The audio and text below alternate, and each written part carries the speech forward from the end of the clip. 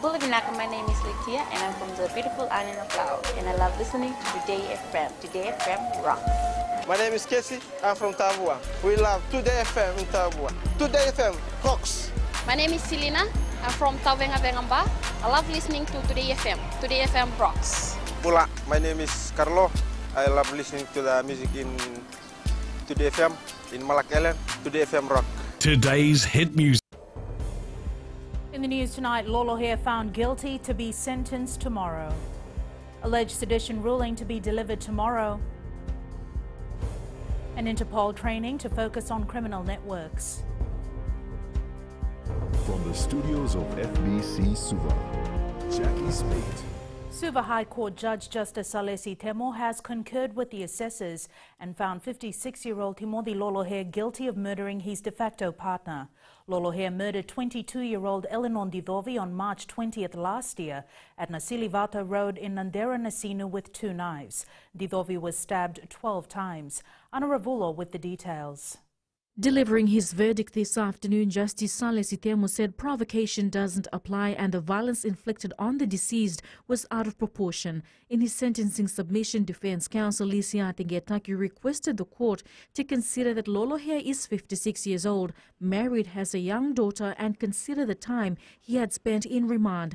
Getaki also requested the judge to consider the time he was deployed for overseas missions while serving the military, showing his service for the country. He cooperated with police during his caution interview and was always upfront.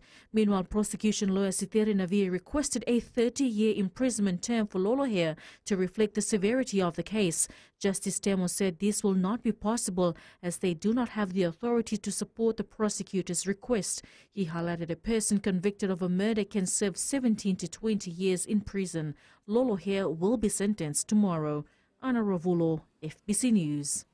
The Suva High Court will deliver its ruling tomorrow morning on the no case to answer application filed by the defense counsels in the Fiji Times sedition trial. Writer Chosai Wangabava, Nailalakai editor Anare Ravula, Editor-in-Chief Fred Wesley and publisher Hank Arts are on trial charged with sedition and aiding and abetting.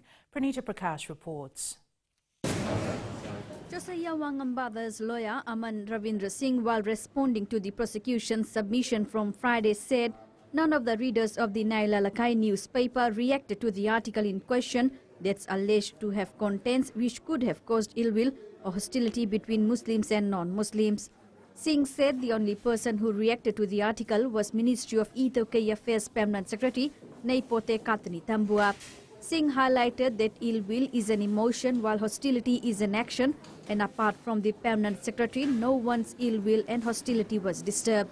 Andre Ravula's lawyer Davnesh Sharma said that there is no evidence to prove Ravula had seen, published or aided and abetted Hank Arts to publish the article on 27th April 2016 as alleged by the prosecution. He said the prosecution failed to have a witness to inform the court of the operations of a newspaper, and there is also no evidence to prove Ravula's contractual duty required him to report to publisher of the Fiji Times Hank Arts. Wesley and Arts Counsel Mark Collett said there is no evidence against any of his clients. The prosecution, however, highlighted there is evidence of sedition in the article published in the Nailalakai newspaper on 27th April 2016. Prosecution lawyer Lee Burney said the article in question was clearly a seditious publication as the readers of the article were targeted for the Itoke community. Burney said Ravula, Wesley and Arts are responsible for the publication. He said they had knowledge of the seditious contents of the article. Pranita Prakash, FBC News. Police officers from Asia and the Pacific are currently attending a training in Nandi led by Interpol. The 3-day training will focus on criminal networks. Felipe Naikaso reports officers have been told to equip themselves with the knowledge to understand the complexities of major crimes. The need for police officers to collaborate and share information is at a critical stage when dealing with trafficking crimes. Not only must we be aware of the possible movement of illicit substance across our borders via sea and air, we also need to be aware of the new manufacturing trends. Again, in Fiji's context, we have recorded an increase in domestic availability of methamphetamine, and while on a smaller scale, the seizures made to date warrants the need to strengthen intel gathering between local and international agencies. For these officers, despite coming from different policing jurisdictions and agencies, they share a common goal of keeping the respective countries well protected from a rapidly progressing criminal landscape. The drugs production is significantly increasing. There are new trends and new threats we should be ready to face. And we strongly believe that these criminal networks, thanks to our trainers that are from Australia and Brazil, will help you to be ready. We don't want to be playing a catch-up game when it comes to these crimes. It can affect individual, groups, or organizations, and a small Pacific Island nations. We really cannot allow these crimes to cripple our economy. Meanwhile, Acting Police Commissioner ACP Rusete Tunravu has also stressed that Pacific Island law enforcement agencies depend a lot on the knowledge shared by international law enforcement agencies when dealing with these crimes. Philippe Naikaso, FBC News. Officials of the Lands Ministry around the country have been advised to speed up the process of lease applications. Permanent Secretary for Lands and Mineral Resources Malakai Finau says this is an issue they're currently working on to improve. Finau says most of their clients have raised complaints on the slow process of land lease approvals. Finau confirms officials have been advised to ensure that delivering the best quality service to people is vital for the ministry. Low-talk offices come under the spotlight recently, but then again it's our office with the highest number of leases as compared to our other divisional offices, and it's and the West is booming as well. There's a lot of activity, and we're working very hard to improve our services. Still to come, more scam complaints received. And tourists make the most of stopover. Stay with us.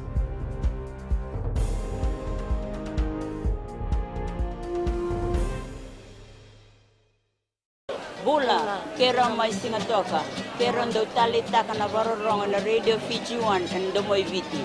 Ayaw na rin siya. Usi kombinasyon mo tikola ndo tali taka na Radio Fiji 1 kina Domoy Viti. Kaya kuyazo sila tali, nagurara may nawamanyi, nandunga. Gitu tali-tali yang gitu Venezuela pun nangguturong barong na Radio Fiji 1 nandumoy biti. Na Radio Fiji 1 nandumoy biti na bonga ni BNN.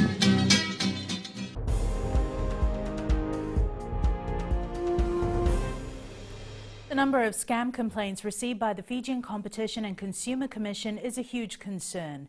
FCCC Acting Chief Executive Seymour Singh says the Commission is looking at means to address this issue. Catherine Krishna reports. The FCCC has so far received around 28 scam reports this year. 35 was reported last year, while around 21 was recorded in 2016. The escalation of these numbers is also due to the fact that there are a number of constructions happening. There are a number of household goods being promised to deliver online. And this has happened whereby people have seen loss of goods through floods, through the windstorm, or through even the recent cyclones we have had. So that has contributed to the increased number of such cases. Because by the time it comes to us, it is already 1 year late or 8 months between the time frame whereby the promise has been made and the complaint has been lodged. Fijians are advised to cross-check background and information before getting involved in transactions that may involve fake service providers. Just make sure you verify the person that you're dealing with. Verify the identity, get their phone numbers, get their background. It just saves a lot of hassle. People work hard to earn money, and it's not okay for scammers to take their money and not giving them any service. People who take money and do not deliver are wrong. They should not do this, as it benefits no one and everyone is at a losing end. Singh says the Commission is working closely with complainants to ensure they are compensated. Catherine Krishna, FBC News. The Fiji Higher Education Commission aims to play a crucial role in assisting young Fijians find employment. Commission Director Linda Almore says in the future the FHEC will work with relevant stakeholders to gather data on employment demands. Almore says based on the demands, the Commission will drive education in the given fields. This was highlighted during the scrutiny of the Commission's 2016 annual report to the Parliamentary Standing Committee on Social Affairs this afternoon. When you can identify what the needs of the economy are, then you can actually drive the institutions to actually respond to what they've identified the need to be. Currently we have industry that identify within each of these sectors what it is that they wish to have, and so we at the same time we also need to build qualifications to address what the industries actually want to have. This could be in tourism, mining, security, agriculture, so we're busy doing that. But actually, as a whole nation, we actually haven't identified what we actually need for this economy. Over 1,000 tourists arrived in Suva today on board the MSC Princess cruise ship from Brisbane, Australia.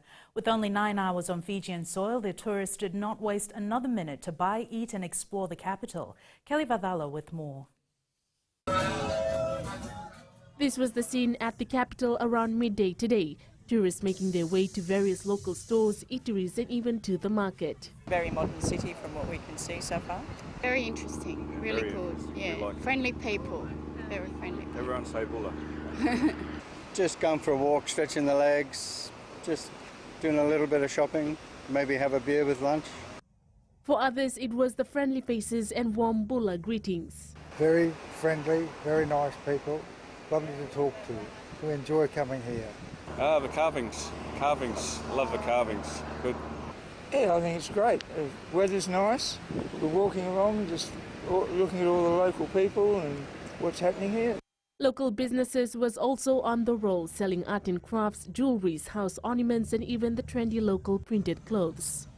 It's always great to see tourists coming into our shows. It's times like this I like to showcase my carvings and they do come and buy it. It's a great source of income for me. Are times when business is going well and other days not so much.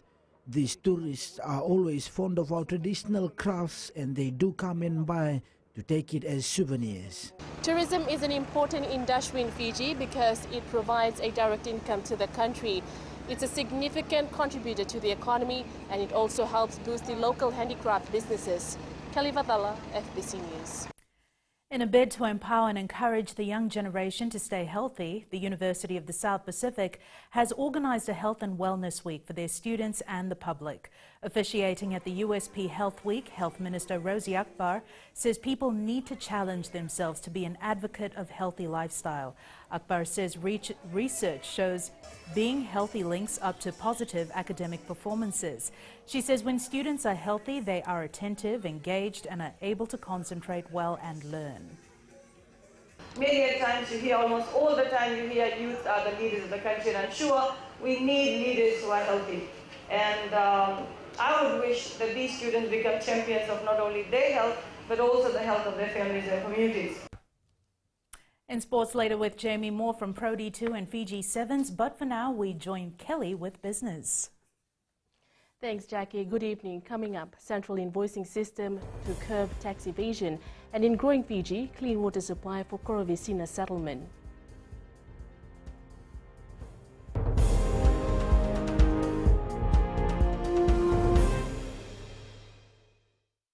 मैं Premila वायरुकू recce recce से सुबह मेरी आँख खुलती है तो मैं मिर्ची एफएम सुनती हूँ। मिर्ची FM is number 1। It's so hot. हम लोग बार टाउन के कैरियर ड्राइवर लोगों ने हम लोग के मिर्ची एफएम सुनो अच्छा लगे। मिर्ची एफएम इज हॉट।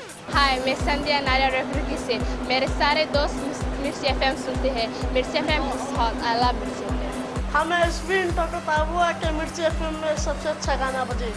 मिर्ची FM it's hot.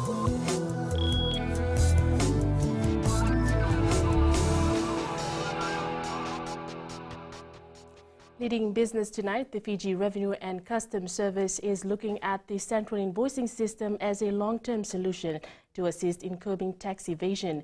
Chief Executive Vishwanath Das says the CIS allows a widespread monitoring of transactions conducted by businesses. Das says the CIS requires an intense technical setup with both businesses and FRCS, hence it will take some time before it's operational. He adds this system is common amongst many other countries with a successful outcome. Korea has a central invoicing system. So as soon as any business registers for tax or you do a business registration, so company's registration, business registration that's linked to the tax office, then at the tax office registration, the tax office actually hosts a central invoicing system. We now join Sharon from HFC Bank with the latest from the stock market. Thank you. Let's look at the South Pacific Stock Exchange market rep for last week.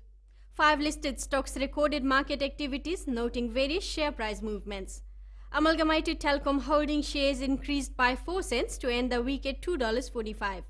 Vision Investment shares rose by 3 cents to $3.30, and Fijian Holding shares were up by 15 cents to close the week at $5.40. The overall market capitalization increased by 1.01% and concluded the week at a value of $2.15 billion. And that's all from our local stock market. Vinaka. Thanks, Sharon. Taking a look at the currency exchange rate set this morning for the Fijian dollar, our dollar made gains against the Chinese yen, New Zealand dollar and the euro. However, it dropped against the other currencies. Commodities once again continued their climb. Oil prices rose to $69.79 a barrel. Gold was up at $1,318 per ounce, and silver closed at $16.53 an ounce.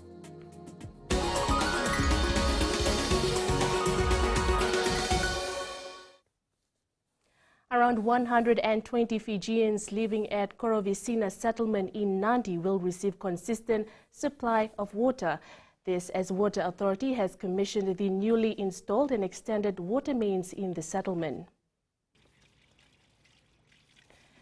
The over $175,000 project will be completed later this year. Korovisina resident Luisa Wunirendengi says families have been residing in the area for the last 40 years. We just live near the river, and we have been using the river to get our water from as drinking, cleaning our clothes, bathing and cooking as well.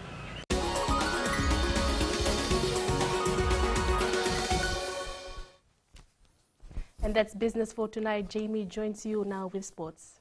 Thanks, Kellyanne. Good evening. Up ahead in sport, and Suva football on track despite a draw over the weekend. This and more coming up.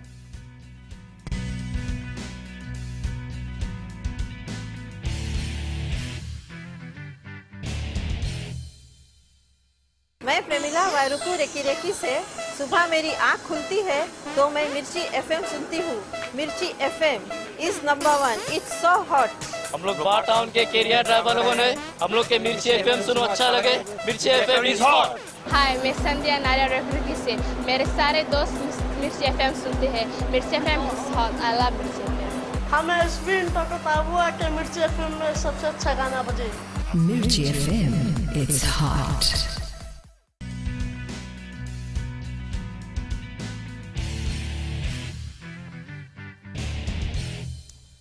Fiji Rugby Union Chief Executive Don O'Connor says they currently have the right mix of players to take the national sevens team forward into the World Rugby Series and through to the World Cup.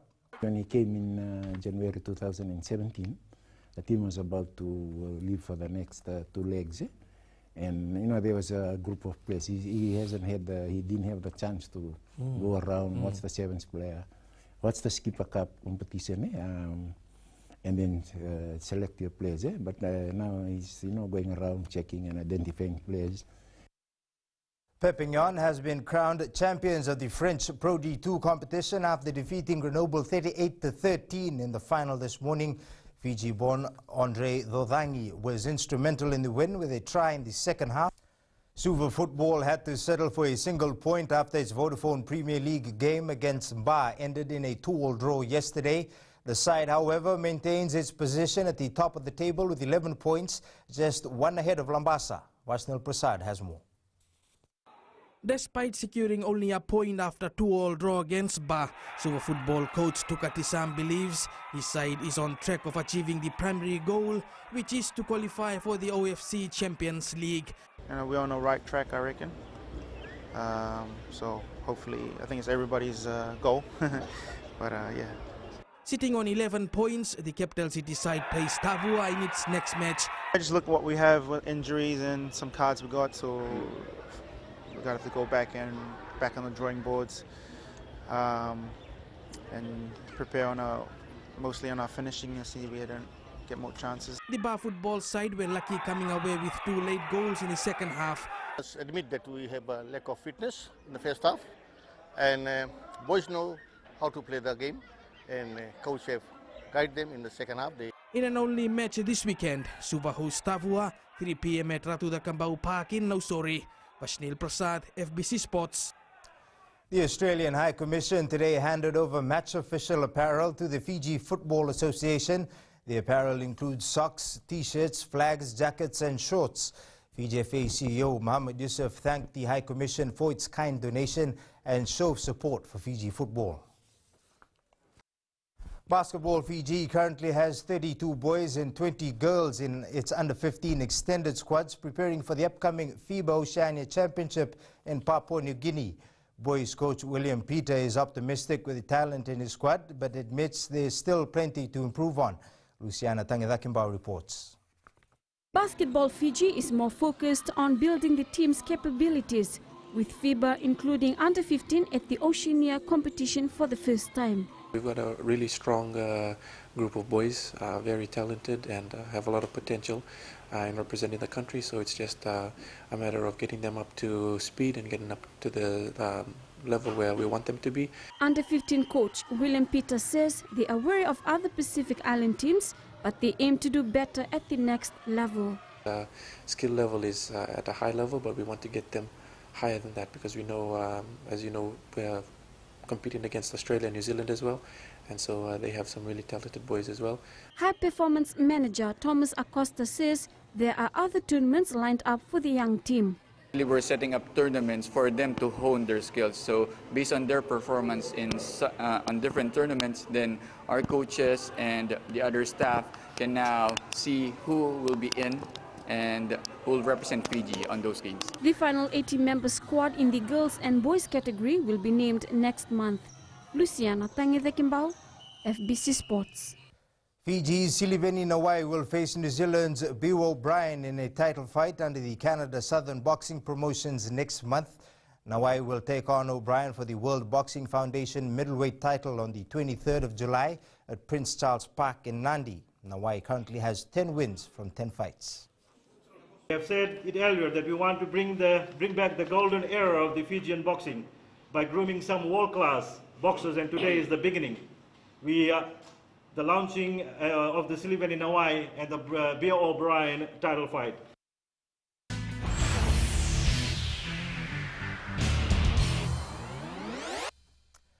In today's Play of the Day, Jonelle Price notched the biggest win of her career this morning when she rode Classic Moe to victory at the Badminton Horse Trials. Price became the first female since 2007 to win the prestigious event.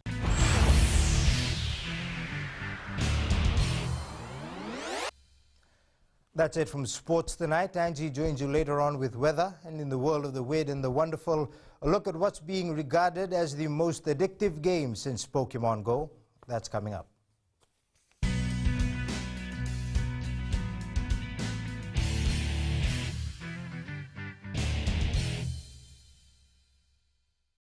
Bula, kera mai singatoka, kera ndo talita kana varorong na Radio Fiji 1 and Domoy Viti.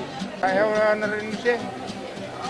Gusto ko minasong bola untuk talita kana Radio Fiji 1 kena Domoy Viti. Kaya ko sila tali, naguraramay na umani, nandunga. Gitu talita gini ang gitu Venezuela, nagudurong varorong na Radio Fiji 1.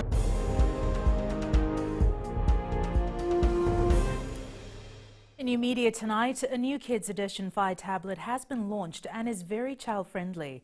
Good news for parents, as cracked screens shouldn't be a problem. The Fi 7 and Fi HD 8 come with lots of kids' content and deep parental controls. And it's weather time now with Angie.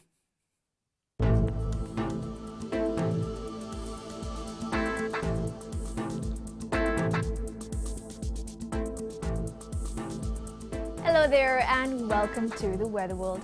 It's a flow of another week and another school term, so hope you're adapting gradually to this chilly weather. More so, the picture for today was more show of rain and less sunshine. Taking a look in the burning west, for today, a pretty moderate day with light rain. Eastwards from Pekhabarusuva, a mix of sun and rain and much cooler. And up north, quite a day. Hazy skies followed light showers. At sea, southeasterly winds 10 to 15 knots with moderate to rough seas.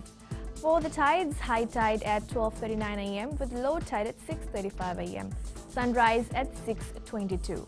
For tomorrow, just like today, we'll have showers intervally throughout. Tomorrow's temps, majority centers will be cool in the high 20s. And looking further on to Wednesday, another light showery day can be expected. And that's all from the FBC Weather World. Jackie. Thanks so much for that, Angie. In Fijian Pulse tonight, we ask, should heavy vehicles be banned from being on the road during peak hours?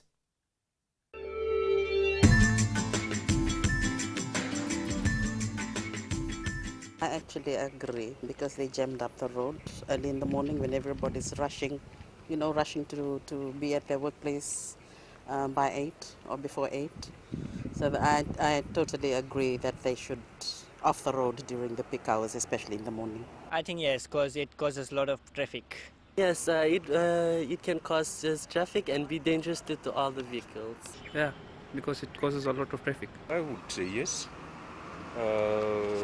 They are the cause of slowing down traffic, and I would suggest that they go during after hours.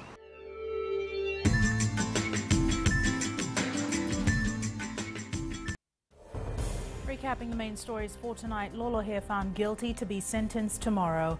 Alleged sedition ruling to be delivered tomorrow. An Interpol training to focus on criminal networks. Now for these stories and others, you can tune in daily to our sister radio station Gold FM. To our poll question segment, last week we had asked, are you going to take up the offer of getting shares in EFL? 72% said yes. This week we are asking, should heavy vehicles be banned from the roads during peak hours? Visit our FBC website to answer. And before we go, our shot of the day, sent in by Faith Thelma Hope from Lambasa.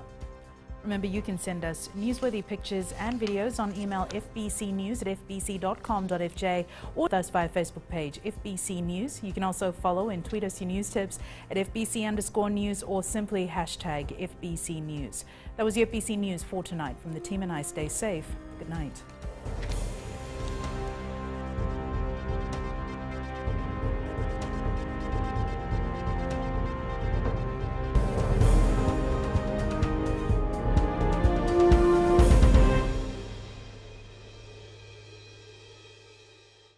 Wrong on the Radio Fiji 1 and Domoi Viti.